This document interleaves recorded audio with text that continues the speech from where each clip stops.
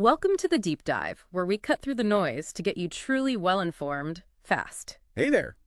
Today, we're plunging into, well, a really thought-provoking topic. It's about the intense media scrutiny around Shedeur Sanders. Right, the Colorado Buffaloes QB and Deion Sanders' son, of course. Exactly. And the source material we're diving into today, it presents this coverage as much more than just typical sports chat. Yeah, calls it an orchestrated attack. Pretty strong language. Incredibly strong. And the author uses this really evocative term, buck breaking, to frame it all. Wow. Okay.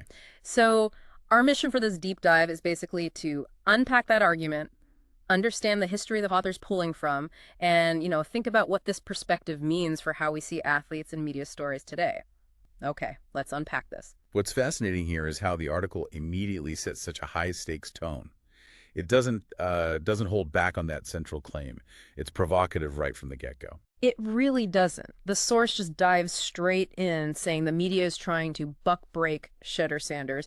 And we have to acknowledge that's a jarring choice of words, very deliberate. It absolutely is. Yeah. And the article's careful to define what it means by that. It says explicitly, buck breaking is not just a metaphor, but a historical atrocity rooted in the horrors of slavery.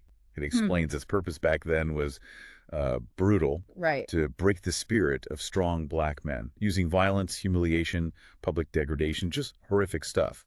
Yeah. And then the piece connects that history to now. It argues that this whole thing has taken a verbal form. A verbal form. Through the media, Yeah. through what it calls veiled criticism and attempts to kind of turn public perception against him. Okay. So in this light, Shedeur is presented as a modern symbol of defiance. Defiance against what the author calls an old system. So the weight of that comparison is huge. When we're reading commentary about Shedeur, how does the article suggest we interpret it? How does it show this verbal whip, as it were, playing out? Well, the author claims the key things to watch are the tone, the intensity, and the choice of words. Right. It's not just what's said. Exactly. It's how it's said. Yeah. The underlying message. And the article gets specific, talking about coded language. Can you give us some examples it uses? Yeah, certainly. It lists a few key ones, like Shedeur's confidence. It gets called arrogance. Okay. When he defends his own value, maybe in NIL talks or something, that's framed as entitlement. And if he talks business, it's painted as a distraction from football. And the piece actually quotes some media lines, doesn't it, to illustrate this? It does. Direct quotes like, he needs to be humbled. Wow. Or he's not as good as he thinks he is. And even he's got the mindset of a celebrity, not a quarterback. Pretty direct, yeah. And this leads right into the article's point about a double standard. It draws this stark comparison. How so? It asks, essentially, why is Shedeur a threat for having self-belief? When you see other big-name QBs, it mentions Brady, Burrow, Mahomes. Right, the established stars. Yeah, and they're often celebrated for having that same kind of swagger, that ice-cold confidence. Okay, so why the difference, according to the article? The piece argues Shedeur's confidence is seen differently because it's black, unfiltered, and unapologetic. That's the core of it. Unapologetic. Yeah. Yeah. And if you connect that to the bigger picture, it does make you wonder, whose swagger gets the thumbs up in the media and whose doesn't. That's a really potent question the article raises, and it ties this, interestingly, directly to his dad, to Deion. Exactly. It suggests a lot of this narrative is wrapped in his DNA. It's about the Sanders legacy.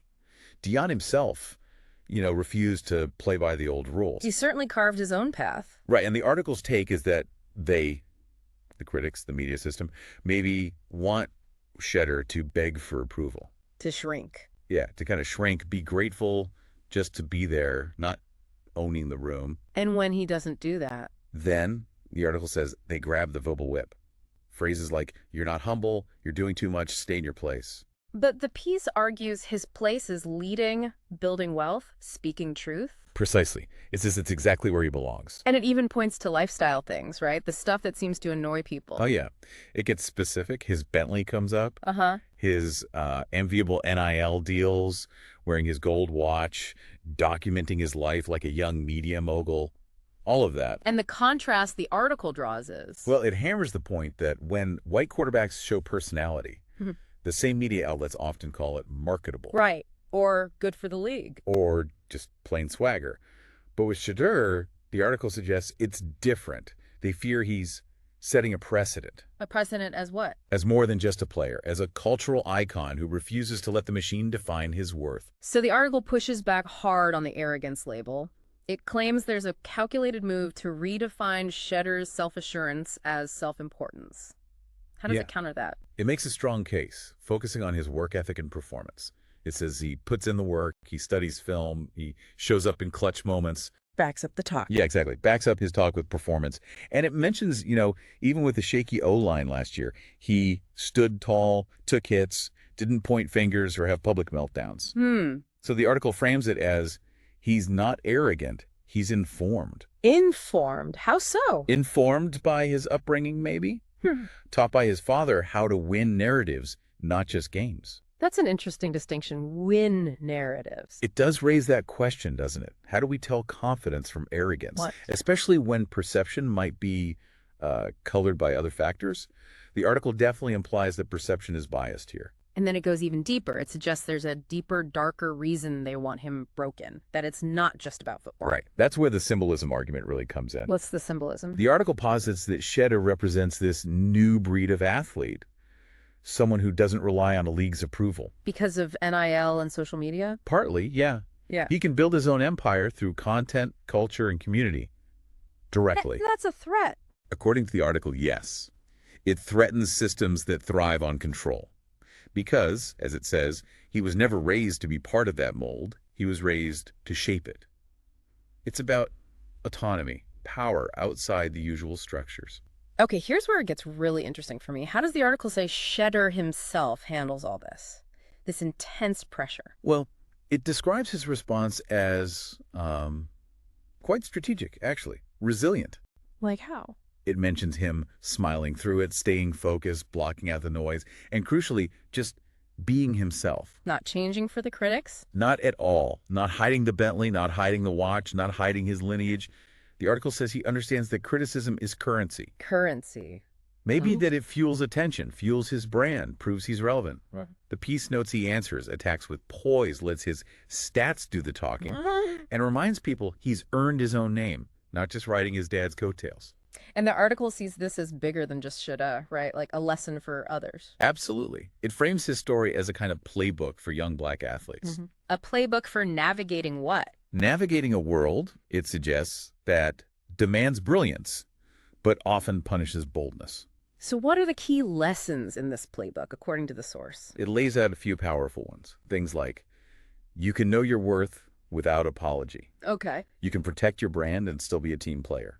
That's an interesting balance. Yeah. You can wear your confidence with gold and grit, combining the flash with the substance. Right. And maybe the biggest one, you don't have to beg for validation from systems never built for your success. Wow.